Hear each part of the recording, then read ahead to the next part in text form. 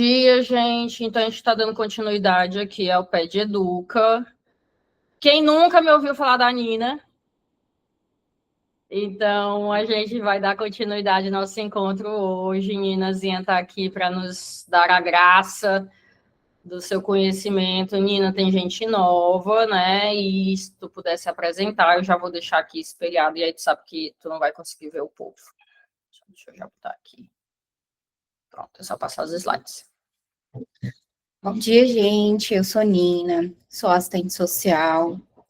Hoje eu estou como assistente social da Comissão de Cuidados Paliativos Pediátricos aqui do Hospital Infantil Albert Sabin e também como assistente social da Unidade de Cuidados Prolongados aqui do IAS. E hoje o nosso momento vai ser sobre o acolhimento e as orientações pós-morte em instituição hospitalar, tá? E a gente vai conversar um pouquinho sobre esse assunto que é tão delicado, né? Tão difícil, muitas vezes doloroso, tanto para os profissionais quanto para as famílias, né? E vamos dar início. Pronto. A gente vai pontuar algumas coisas, né? Que é morte e o direito no Brasil, processo de comunicação de más notícias, né? Os documentos, na documentação do óbito e os encaminhamentos, ok? E aí a gente vê, dentro da Constituição Federal de 88, a questão da dignidade da pessoa humana, né? Como dentro dos direitos fundamentais, dos princípios fundamentais da Constituição, né? E dentro da dignidade da pessoa humana, a gente tem que falar da dignidade no momento do óbito, né? Tanto no que tange a questão da inviolabilidade do corpo, né? Como também da questão do respeito aos direitos, né? A questão espiritual, né? E morais daquela família, tá? E aí a gente traz aí uma decisão da 17ª Vara Federal aqui do Distrito Federal, né? Que coloca a questão mesmo. Peraí, que eu acho que não tá. É o slide, é? Peraí. Eu acho que eu não espelhei. Eu não espelhei o slide. Obrigada por avisar. Foi isso, né, gente? Pequenas questões técnicas. Agora foi, não foi? Agora foi. Obrigada. Desculpa. Essa é uma decisão sobre a questão da liberação de um corpo, né, que estava no Instituto Médico Legal e era uma questão de um imigrante, né, que residia no Brasil, mas era da Austrália, e o direito mesmo dessa liberação o quanto antes para que pudesse haver o sepultamento de forma digna no seu país de origem, né?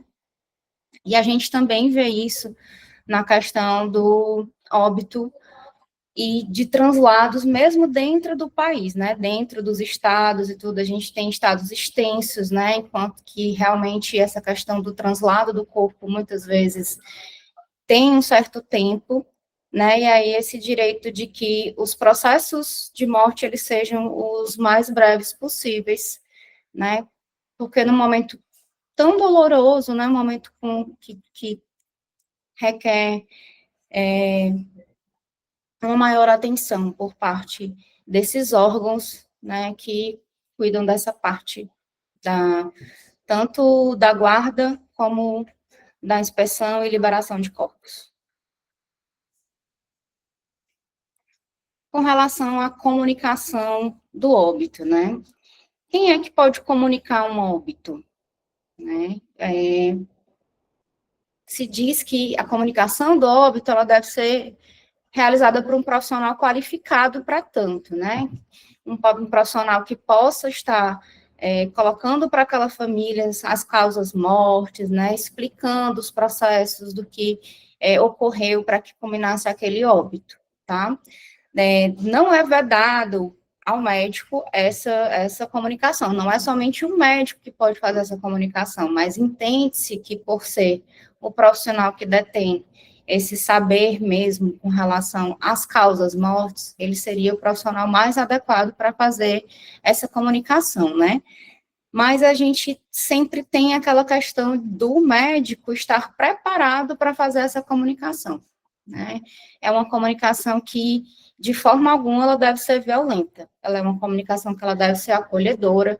Não se trata apenas de questões técnicas, né? Não é apenas explicar o processo óbito, mas sim de poder acolher, de poder estar disponível e de tirar as dúvidas. Em alguns momentos não vai surgir dúvidas quanto à questão de diagnóstico, quanto à questão das intercorrências que vieram a culminar no óbito, mas sim é preciso que esse profissional esteja preparado para acolher aquela família, né?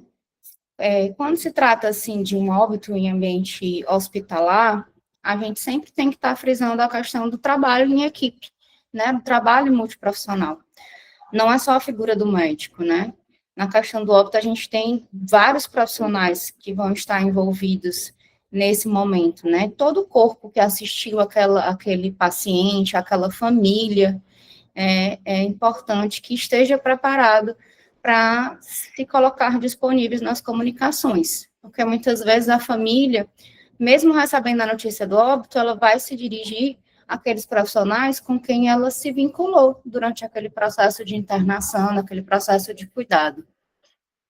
Tá? Então, a gente precisa ver esse processo do óbito não só como um processo de uma categoria profissional, mas sim de todas as categorias, tá?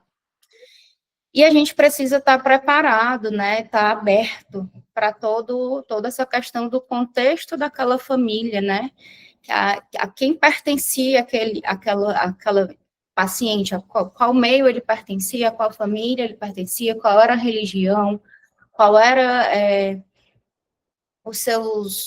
as suas particularidades enquanto indivíduo, né? Então, a gente tem que estar aberto para esses diversos contextos, né? Sempre lembrando que a gente não pode estar imprimindo os nossos valores pessoais nesse processo. Então, vai haver diferentes ritos, vai haver diferentes formas de encarar esse processo de óbito, e isso depende do contexto em que aquele paciente, aquele indivíduo e aquela família está inserido.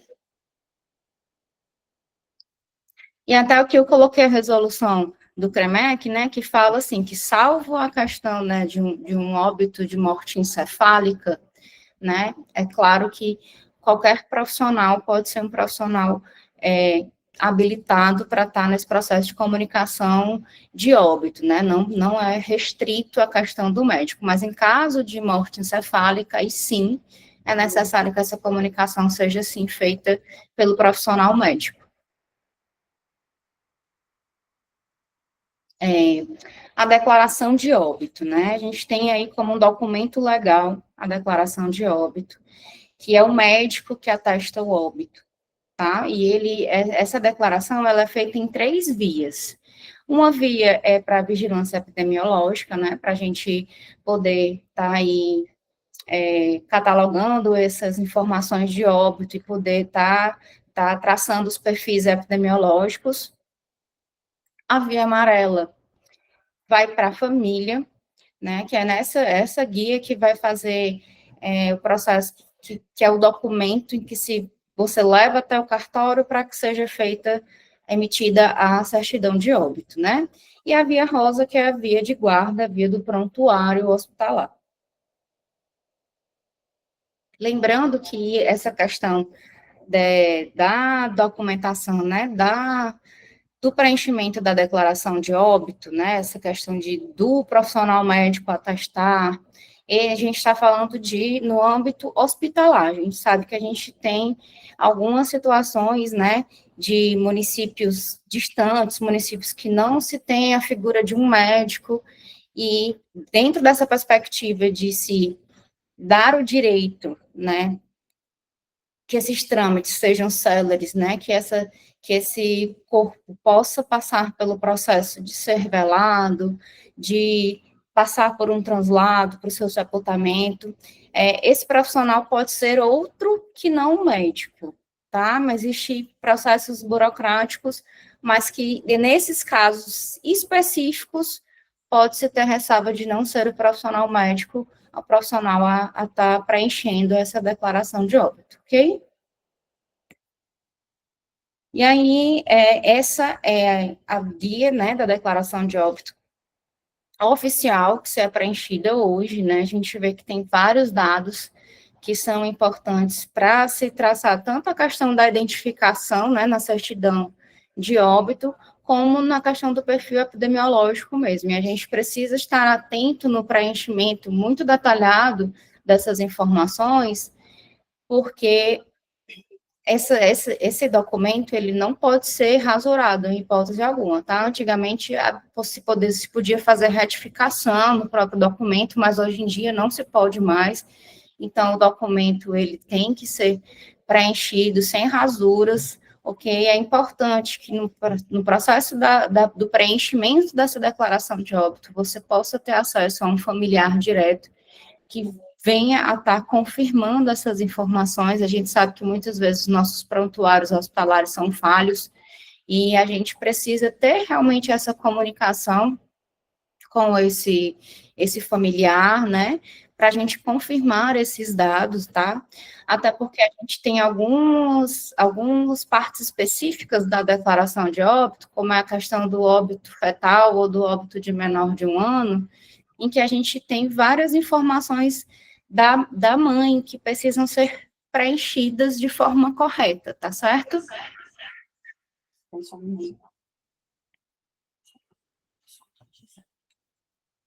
Nina, posso Oi, fazer uma pergunta agora? pode. A, a DNV, ela é numerada, e aí quando a gente rasura uma DNV e não vai mais usar, tem uma burocraciazinha. Na DO também é assim? Ou não? Eu Sim, simplesmente... sim, por isso que a gente pede a máxima atenção nesse preenchimento, tá? Porque toda declaração de óbito, assim como as declarações de nascido vivo, elas são numeradas. E elas são quando há alguma rasura, né, algum erro no processo de preenchimento dessa declaração de óbito, essa declaração específica, ela é invalidada, tá? Então, ela tem que ser devolvida à epidemiologia, tá? Para que a declaração seja invalidada. Então, assim, quanto mais cuidado a gente tiver nesse processo de preenchimento, melhor. Outra coisa, Nina, raça é o que a pessoa se determina. Autodeclarada, E é tá? difícil isso, né? Porque muitas vezes isso não foi questionado na entrada, né? Sim, com certeza. E aí a gente não tem ignorado, né? Na raça, Porque se eu não tiver isso autodeterminado no início, eu pergunto a a familiar. terceiro, ao familiar, né? Isso é uma coisa que às vezes me causa um certo desconforto, não vou mentir, né? Porque sempre que é perguntado a terceiro, na minha realidade, especialmente na criança com deficiência ou na criança pequena, é a terceiros, né? Então, não é autodeterminado, né? Então, era só uma coisa que eu queria ter te perguntado há um bom tempo e eu sempre esquecia. Tá. Sim, é muito importante a gente ter esses dados já, quando a gente faz um processo de óbito assistido, né, em que a gente Meio tem... que esperado, né? Um óbito que já é esperado, que já se vem conversando, em alguns casos com o próprio paciente, é possível a gente fazer esse diálogo. Essa é uma das coisas que a gente deve estar atenta, né? A como ele se reconhece enquanto indivíduo, né? Qual é a raça, qual é a sua religião, quais são os desejos nesse processo dos trâmites mesmo que são culturais, né? Como ele prefere que seja conduzido esse processo do pós-óbito. Então, é importante, quando a gente tem a oportunidade, sim, a gente está conversando isso de forma antecipada. Né? Essa programação, ela é muito importante para que, mesmo na partida, né, mesmo no processo de óbito, a gente tenha aquele indivíduo reconhecido. A gente já teve, eu já ouvi, nunca vivi, mas já ouvi de colegas situação onde a família retornou porque o profissional médico fez o preenchimento não compartilhado com a família e a família retornou porque a raça não estava de acordo com o que a família entendia que era da pessoa. Então, às vezes a gente não entende como isso é importante para aquela pessoa, não só para dados epidemiológicos, mas como aquela pessoa se identifica, né? Com certeza, né? A gente vive num país que é pura miscigenação, né? E a questão da raça é um autorreconhecimento. Então, muitas vezes você pode tentar ver a questão daquele indivíduo apenas olhando os traços daquele paciente. Só que ele pode ser um indígena e não ter tantos traços indígenas, ou ele pode ter o cabelo claro e, ao mesmo tempo, toda a família ser negra e você achar que não, por conta daquela característica específica. Então, assim, sempre estar atento de, quando for possível, perguntar ao próprio paciente que está em processo de finitude e se esse detalhe não foi atentado durante o processo, sempre está verificando junto à família. A família, né? E eu acho que nunca tinha parado para pensar, mas me atentando agora, né? Porque hoje nós estamos cada vez mais discutindo questões de gênero, né? E dividir com eles que na declaração vai o sexo e não o gênero, né? Isso. Que eu entendo que isso deve ser importante para pessoas que vivem muito isso, né? Então, nunca tinha parado para pensar, mas agora que a gente está discutindo isso, me veio isso à mente, assim, já que é de uma forma de se preparar, de talvez poder esclarecer e essas pessoas poderem participar desse planejamento. Não sei, tu já viveu alguma coisa nesse sentido?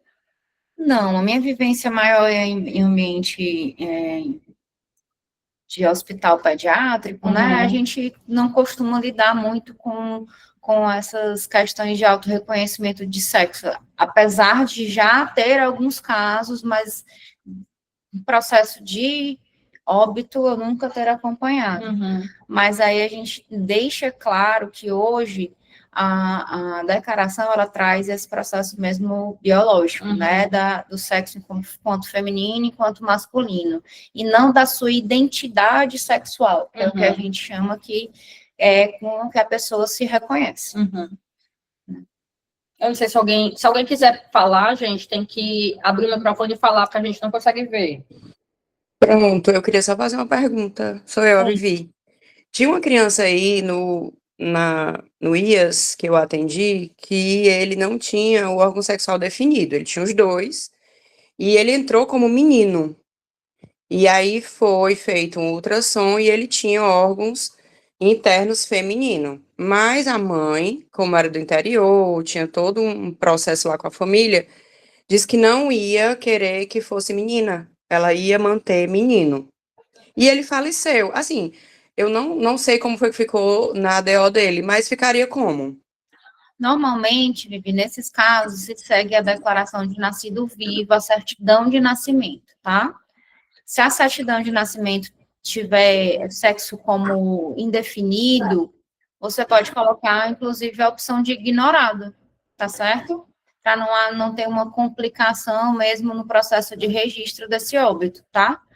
Mas se não houve como dar seguimento a esses trâmites, né, que a gente sabe que é bem complexo essa questão de genitália ambígua, porque externamente pode parecer muito mais um sexo do que o outro, né, mas biologicamente, internamente, ser o outro sexo. Então, realmente é muito complexo. Mas aí, nesses casos, quando não se definiu de fato, a gente pode colocar ignorado se na certidão de nascimento tiver como sexo indefinido, tá? Porque aí, nesse caso, a certidão de óbito vai sair também como sexo indefinido. Obrigada. De nada. E aí a gente tem a parte mesmo das causas morte, tá? Onde a gente pode estar colocando a doença de base como principal causa de morte, se for o caso, certo? e as consequências, né, do que ocorreu durante esse processo de óbito que levou a esse óbito, tá bom? Com relação aos preenchimentos do dado do médico que preencheu a ADO, não é necessário que haja o carimbo, tá? Muitas pessoas têm essa pergunta, se é obrigatório ter o carimbo. Eu sempre digo assim, se houver a oportunidade de ter o carimbo, por que não ter o carimbo, né? Mas não é obrigatório, tá? É preciso apenas que tenha o preenchimento correto do CRM, ok? E qual é o tipo de médico, né? Se esse médico, ele era o médico que já acompanhava, se era um médico substituto, plantonista, se é o médico do IML, do SVO, tá bom? E ter os contatos, assim, do médico é importante, não, às vezes a gente tem o receio de colocar o contato pessoal, mas muitas vezes eu sempre encorajo que seja colocado realmente o contato do médico, porque pode ser que a epidemiologia precise entrar em contato, pode ser que haja uma necessidade de esclarecimento desse preenchimento, né, e com você como médico responsável, é importante que seja mais rápido, menos burocrático esse contato, ok? Com relação à conservação do corpo, né? A gente tem a orientação hoje que a decomposição efetiva é a partir das 25 horas pós-morte, né? E aí é importante esse processo tanto da refrigeração quanto do embalsamento. Quando a gente tiver, por exemplo, um corpo que vai passar por um translado maior, né? Que tem um processo mais demorado, ou um corpo que vai precisar passar por uma análise clínica, por um processo de autópsia, né? Dificilmente hoje, não são todos os hospitais, aliás, a grande maioria não possui as câmaras, né, de refrigeração. E em alguns casos é preciso que a gente solicite o armazenamento desse corpo em outro local, né? Aqui, por exemplo, a nossa realidade do estado do Ceará, quando a gente precisa que esse corpo vai ficar em guarda, a gente solicita essa guarda para o SVO, tá? Que é o serviço que ainda consegue fazer esse processo quando vai haver um trâmite burocrático até o sepultamento. Ou seja, gente, para a gente entender que eu estou com uma criança diante de uma condição limitante, ameaçadora à continuidade da vida, se a gente pode, né, fazer de alguma forma um planejamento para o momento da morte, sabendo que vai ter demora para o translado, esse corpo ele vai sair do ambiente do hospital para o ambiente do SVO, para a refrigeração. Então, se nós pudermos falar sobre isso é uma forma de preparo pós-morte, né, Nina? Porque não deixa de ser um sofrimento a mais, uma demora, né? É difícil você falar sobre a retirada de um corpo de um espaço físico para o outro, né? Então, são formas de antecipar possibilidades de sofrimento. Talvez a família lide com isso de uma forma muito prática, e talvez não, né?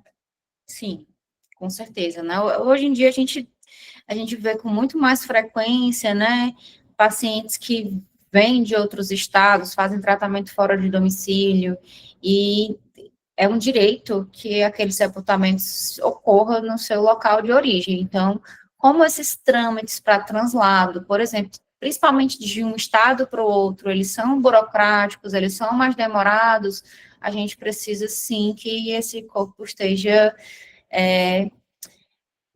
feito a guarda de forma adequada.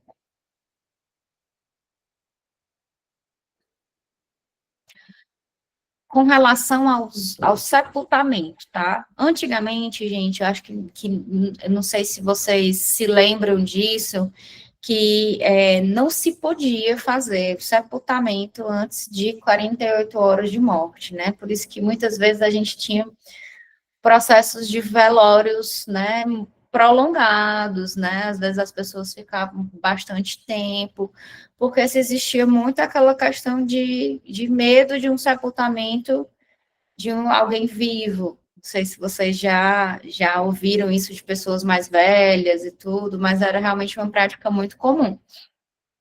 Mas hoje, com o avanço da tecnologia, né, com a desmistificação desse processo, né, por exemplo, da catalepsia, né, que são coisas muito raras, muito realmente difíceis de acontecer, e com o aporte tecnológico de hoje é muito mais fácil se verificar realmente a questão do óbito. Então, não se existe mais esse processo, tá? Realmente, a gente tem mesmo que respeitar o desejo da família. Muitas vezes vão ter famílias, inclusive, que não vão querer fazer um velório, tá? Muitas vezes o corpo vai sair do hospital direto para um sepultamento, né? Principalmente em casos em que foi um processo de tratamento mais demorado, uma internação prolongada, que é um processo onde o luto já vem sendo vivido há bastante tempo, né? E às vezes para a família pode ser uma dor maior esse processo do velório. E aí é o caso mesmo da gente estar respeitando e ter a legislação a nosso favor com relação a isso. Com relação aos encaminhamentos pós-óbito, tá? A gente sempre, mais uma vez, frisando a questão do acolhimento. Alguém tem uma A pergunta? Natália. Pode Fala aí, falar, Nath. pode falar. Só antes de passar para a próxima, uma outra dúvida ainda sobre a declaração de óbito. Agora, eu esqueci onde foi que a gente estava discutindo, não sei se era na pós, mas é sobre a família que deseja cremar o corpo, né? E não fazer o enterro normal. Tem uma diferença também, né? Na declaração? Isso, a declaração para quem vai fazer cremação, ela precisa ter o ateste de pelo menos 2 médicos, tá? Não somente um médico. Então, tem um médico que vai preencher, que vai assinar a DO, e essa DO deve ser atestada por um segundo médico, quando é o processo de cremação. Certo? E sempre lembrando que, gente, é muito sério essa questão, tá? O médico, ele pode sim responder se tiver alguma desconfiança de morte violenta nesse processo, certo? Então, assim, Pode ser familiar ou segundo médico? Tem algum contra? eu acho que legalmente não tem um impedimento de ser familiar, não. Mas a gente tem que ficar atento, porque em casos de cremação não tem como haver nenhum processo de investigação. Então, o médico que atesta esse óbito, ele pode responder. Ok?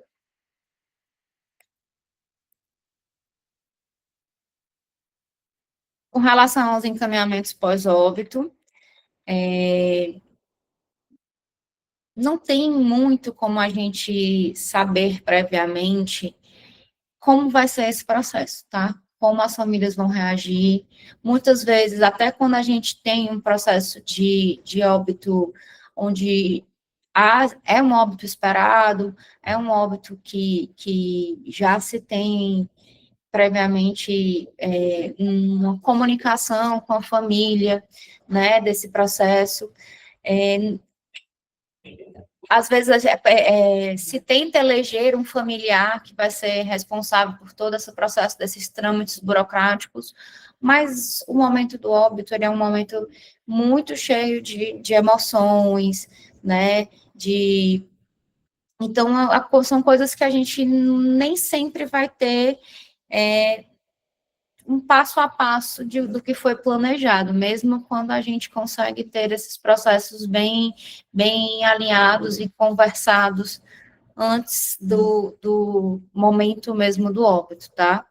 Mas não precisa ser um familiar direto para dar seguimento a essas questões dos trâmites burocráticos, tá certo? Não precisa, por exemplo, ser pai ou mãe ou filho, pode ser um outro familiar mais distante, para iniciar esses processos burocráticos, tá certo? com relação à questão de translado, sepultamento, velório, a gente tem algumas possibilidades, tá certo? Como o auxílio funeral. O auxílio funeral, ele é um benefício, que é um benefício federal, tá? É um benefício federal que a gente chama de gestão municipal, então é um benefício que são geridos pelos municípios, mas o repasse é feito por órgãos federais, e ele é um benefício que ele não é universal como a saúde, tá certo? Ele é atrelado à assistência social. Então, para o auxílio funeral, normalmente os municípios, quando fazem a gestão, sim, tem que ter, muitas vezes, cadastro único ativo, tem que ter todo um processo de documentação para especificar que aquele indivíduo é residente daquele município, tá certo? Mas é um direito, tá? E, por exemplo, dentro do Albert Sabin, quase todos os nossos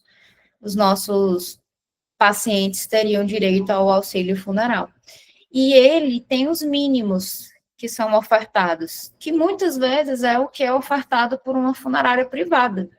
Tá? Então, a questão da ornamentação, a questão da urna funerária, tudo isso está previsto em lei. Então, às vezes, é um processo da gente estar conversando com a família, se a gente consegue identificar que é uma família mais vulnerável, que é uma família que se enquadra dentro desse perfil para estar solicitando o auxílio funeral, desmistificar essa questão de que não vai receber o mesmo tratamento de uma funerária particular, por exemplo. Por que não? A gente tem os mínimos a serem cobrados, e a gente pode, inclusive, orientar a família a quais são esses mínimos, tá? E outras possibilidades são realmente os planos funerários, né, e as funerárias particulares. Com relação à certidão de óbito, muita gente tem dúvida com a questão do tempo, tá? A certidão de óbito, ela não precisa ser feita no momento do óbito, quando se recebe a declaração de óbito. O transporte, o translado, ele pode ser feito no carro fúnebre em posse da declaração de óbito, não precisa ser a certidão, tá? E se tem o prazo corrido de 15 dias para se fazer o registro desse óbito, né, para se fazer a certidão. Após esses 15 dias, é que aí sim vai ter que ser feito um processo judicial para que possa ser feita a certidão de óbito. Mas até 15 dias não há nenhum problema. Aí que a gente vai esmiuçar.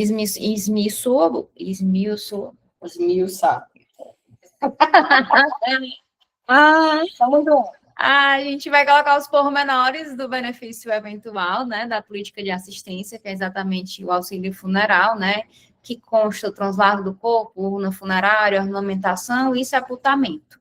Todo esse processo está colocado na lei, tá certo? Que, como eu já havia pontuado, ele é um benefício da assistência social e não da saúde. E está vinculado aos municípios, mas esse orçamento é um orçamento federal, tá? E aí volta essa questão mesmo de quando a gente tem um óbito de uma pessoa que reside em outro estado, como é que a gente vai resolver essa questão desse translado, né? A gente aciona o TFD, tá certo? Normalmente é esse órgão da saúde que vai estar nos auxiliando nesse processo para translado desse corpo de um estado para o outro.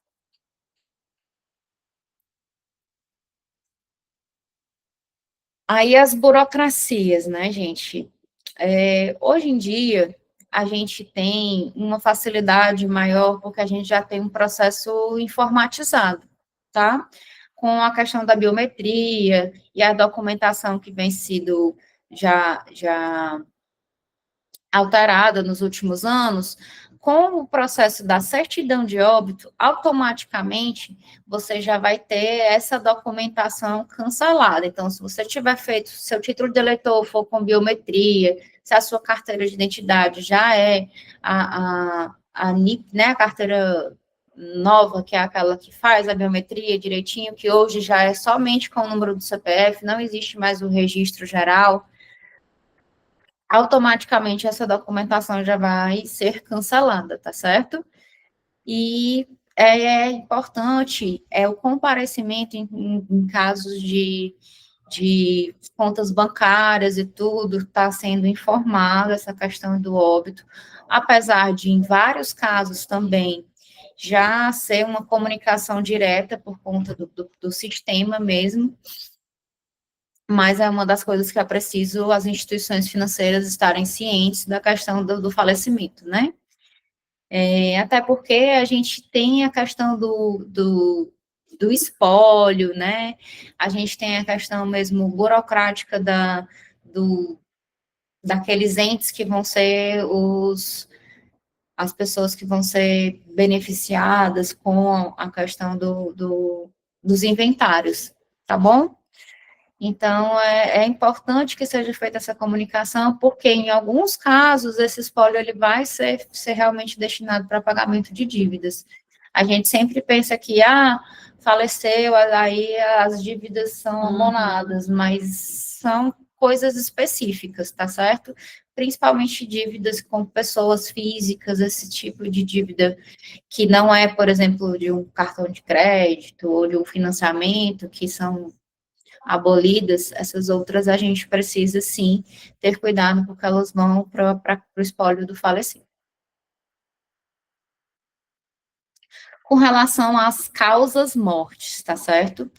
A gente tem alguns órgãos que prestam apoio com relação a mortes, tanto a morte fora do ambiente hospitalar, como a mortes que não foram acompanhadas no ambiente hospitalar, porque a gente tem casos em que o paciente já chega muito grave, que ele falece com poucas horas, e aí realmente é difícil para a equipe hospitalar estar identificando a causa-morte, tá? Que é o SVO, que é o Serviço de Verificação de Óbito, que aqui, no caso do Ceará, em Fortaleza, a gente tem o SVO móvel, né? Que em casos de óbito em domicílio, pode estar sendo feita essa verificação no próprio domicílio, e sempre vai, o SVO móvel sempre vai o médico e a assistente social, tá certo? Quando os pacientes já têm algum acompanhamento domiciliar, né, já são acompanhados por Melhor em Casa, ou por serviços de home care, né, esses serviços podem sim estar emitindo a declaração de óbito, tá certo? Outra coisa também, com relação a essa questão da morte, né, a gente sempre tem assim, chegou no hospital com 3, 4 horas, veio a óbito. É necessário mandar para o SVO. A gente sempre tem que estar atento ao que a gente observa daquela morte, tá certo?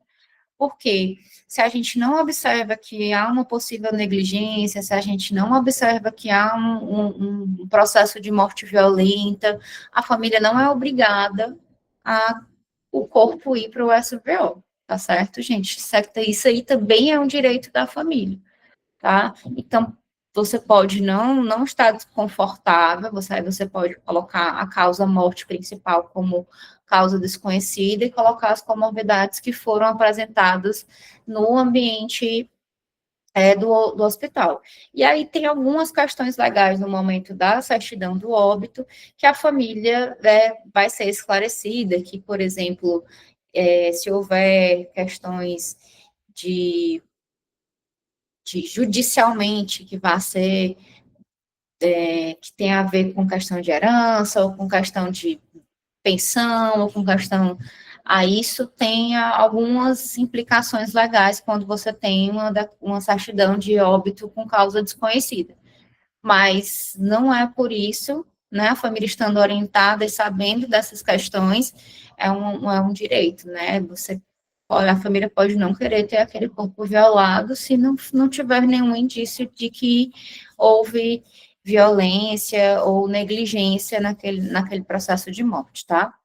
E em casos de, especificamente, negligências, mortes violentas, aí sim a gente faz o encaminhamento lá do médico, a família é orientada a fazer o boletim de ocorrência, não é nem um boletim de ocorrência, na verdade, ela precisa ir até uma delegacia para ser emitida a guia pericial, para que aí sim o IML venha, leve o corpo e possa fazer o processo de autópsia.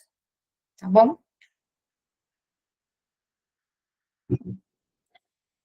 Então, dentro desse processo, a gente tem sempre que ficar atento a essa questão mesmo da comunicação, tá? A gente tem que entender e ter a empatia e se colocar no lugar daquela família e ter ao máximo o manejo para que essas comunicações não sejam violentas, porque a gente está num momento tão delicado, num momento que já carrega tanto sofrimento, para a gente, além disso tudo, ter um processo de comunicação violento, né? A gente não dar oportunidade àquela família a fazer seus questionamentos, ou mesmo a acolher, né? A gente sempre tá podendo acolher, né? E é isso que eu sempre falo, ter empatia.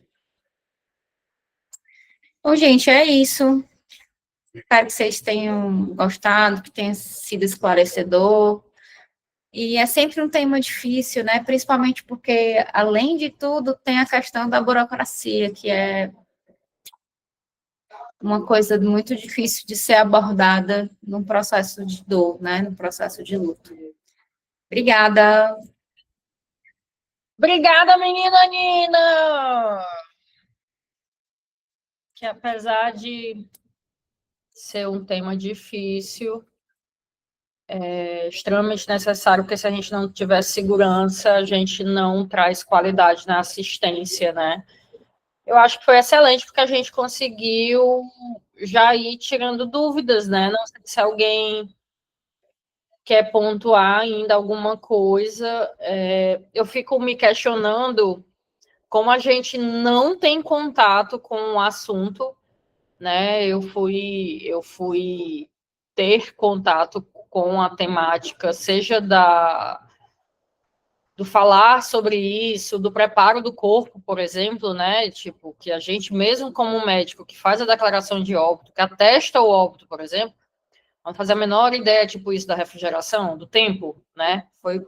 Acho que foi contigo mesmo, assim, que a gente foi conversar, alguma coisa assim, que eu fui ficar assim, oh, meu Deus, se esse corpo for demorar para voltar para o interior e eu não tenho refrigeração aqui no hospital. É loucura, né? E a imensidão de sofrimento que é você poder falar sobre isso, né? E será que eu estou preparada para falar sobre isso? Se eu não estou preparada para lidar com isso, porque se isso para mim é de alguma forma, um tipo de violência, né, contra aquele corpo. Talvez para aquela família seja algo mais objetivo, né, não lide dessa forma, mas se eu ainda não fui treinada para falar especificamente sobre isso, né, então é um tema extremamente importante porque nós estamos trabalhando com finitude, né, então eu acho que às vezes a gente até demora para falar sobre isso, só estou deixando para novembro, né, para a gente falar sobre já até fala um pouco sobre isso, né? Mas obrigada, viu, Ninazinha? Acho que o pessoal vem, apesar de ser burocrático, extremamente importante. Obrigada. Eu que agradeço, gente. Acho que é isso, gente. Boa semana. Bom dia para nós. Feliz que eu vi o pessoal do Sopai aqui conosco hoje. Beijo.